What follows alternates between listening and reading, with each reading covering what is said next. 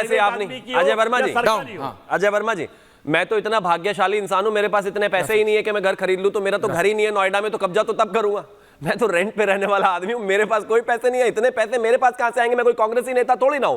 खैर, मैं धर्म के नाम पर आता हूं। ये कह रहे हैं कि धर्म के नाम पर कब्जा हो रहा है, धर्म के नाम पर बुलडोजर चला जाए। नहीं, अरे भाई, ये प्रॉब्लम क्या है? साजिद रशीदी जैसे लोग जो हैं, इनके मतलब दिमाग में वो 300-400 साल पुरानी कब्जे वाली प्रथा जा ही नहीं रही है। वो पहले वो आया था, वो मीर बाकी, उसने बाबर ने वहां वो कब्जा कर लिया था, फिर कहते हैं मंदिर मस्जिद शहीद कर दी, फिर वो काशी विश्वनाथ चले गए, फिर वो मथुरा चले गए। ये 400 साल से जो ये कब्जे की प्रथा है, इसको छोड़ दो भाई।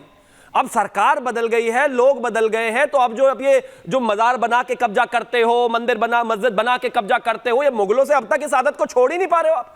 400 साल हो गए, सरकार बदल गई है, देश में कानून है, देश में कोर्ट है। अगर अवैध अतिक्रमण करोगे तो उस पर बुलडोजर चलेगा ही, और मुझे लगता है इस देश में डेमोक्रेटिक कंट्री में कोई भी उसको नहीं बचाने वाला।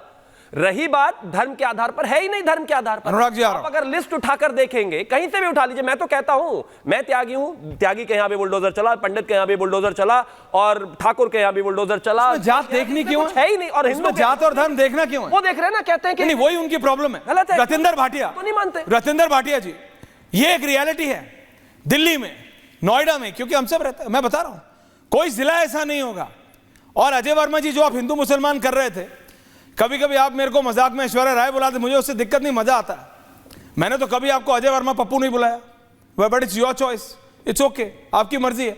बट मैं ये कह रहा हूं भाटिया जी, हर जगह होता है और सबको पता है, सबसे ज्यादा धर्म के नाम पे होता है, सबसे ज्यादा धर्म के नाम पे अतिक्रमण होता है। अभी शिवम त्यागी ने कुछ डिटेल्स दी उत्तराखंड की। मैं बोल रहा हूं, उसी उत्तराखंड में रेलवे की जमीन पे जब लोगों को हटाने गए थे, तो अजय वर्मा जी, कांग्रेस के नेता हरीश रावत पहुंच गए थे। हाय हाय हाय हाय हाय मत करो, क्योंकि वहां सिर्फ एक खास धर्म के लोग रहते थे, एक खास मजहब के लोग थे। तो धर्म कौन लाता है?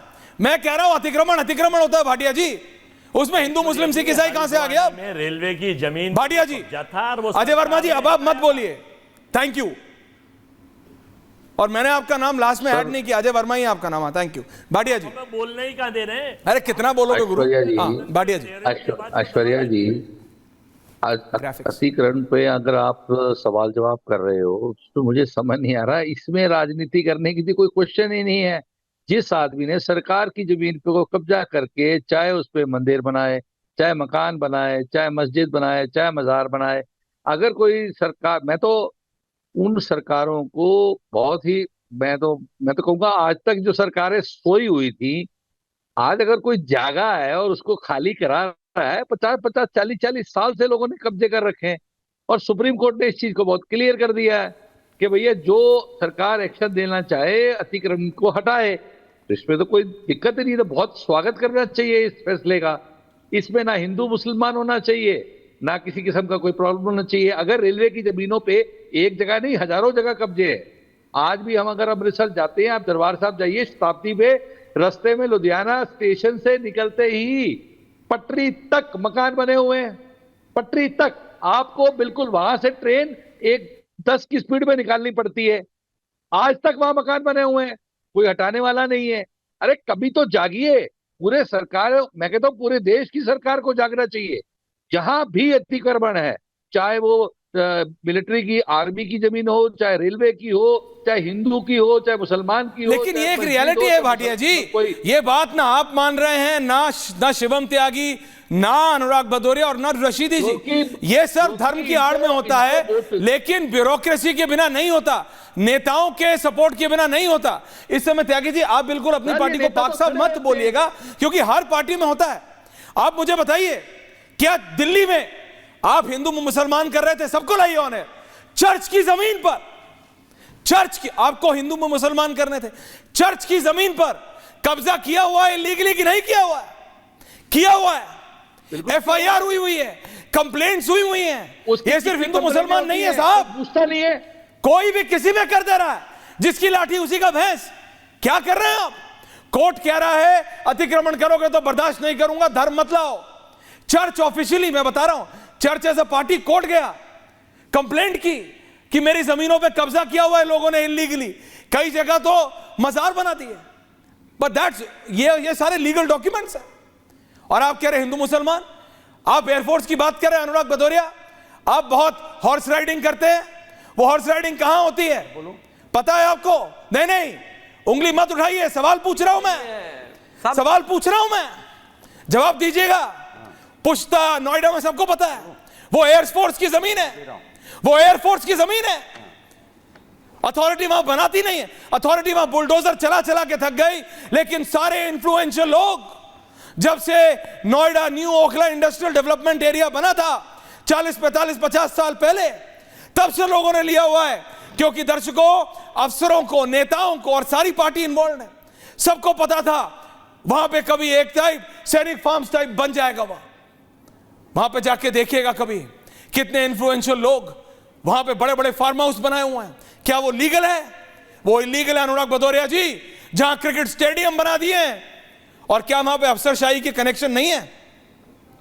क्या वहां पे वो बड़ा बड़ा सब ऐसे ही हो गया? क्या वहां पे हॉर्स राइडिंग ऐसे ही होने लगी? आप समझिए, आप सबको पता है, आपको पता है, शिवम त्यागी को पता है, भाटिया जी को पता है, अजय वर्मा जी को पता है, आदिल हसन को पता है, लेकिन करेगा कोई नहीं। क्योंकि कहीं ना कहीं सब इंटरटेनर। और क्या करते हैं, वो एक आदमी ने आगे एक नलका लगा दिया अतिक्रमण के नाम पे, उसका नलका तोड़ देंगे, हो गया भाई। किसी ने गार्डन बना, वहां पे साहब एकड़ों एकड़ों पे कब्जा किया हुआ, उसका कुछ नहीं, बड़े लोगों का। बोलिए अनुराग भदौरिया जी, अब जो उंगली उठाई हुई है, अब जवाब दीजिए। कैसे बोलेंगे? इनका भी फार्म हाउस है वहां। नहीं, मेरे को नहीं पता इनका है कि नहीं, पर मैं बता रहा हूं देखिए वहां पे है। देखिए जी अरे बोल लूं मैं, बोल प्लीज बोलिए सर। बोल लूं। देखिए कमाल की बात है, कहां से पूछते पहुंच गए, कहां वो नदी पहुंच गए, कहां नहीं, गलत है तो बताइए। पहुंच गए, कहां वो कब्जा। नहीं, am I wrong? भैया वहां बिल्डिंग गिर, अपनी जमीन पर पहुंचते ही तो कहां कहां करने लगे। बिल्कुल गलत है आप। क्योंकि खादर में मैं अपनी बात कर लूं, मैं खादर में अगर कोई वहां पे खेल रहा है, कूद रहा है, अगर कोई बिजनेस, एयरफोर्स की जमीन है वो, तो गिरा दो। किसने आपको रोका है?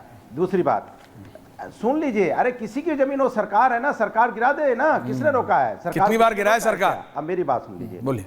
बुलडोजर आज सुन तो ये, बुलडोजर आज बहुत पछताया होगा, ग्राफिक्स फूट फूट के रोया होगा। उसे इस बात का अफसोस हुआ होगा, क्यों मेरा राजनीतिक दुरुपयोग हुआ। बुलडोजर आज सोच रहा होगा और मनी मन में संकोच रहा होगा, क्यों मैं गरीबों के घर पे चला। अच्छा हुआ सर्वोच्च न्यायालय से न्याय मिला, हम बच गए अन्याय से। सवाल है कि बुलडोजर का क्या गलती है भैया?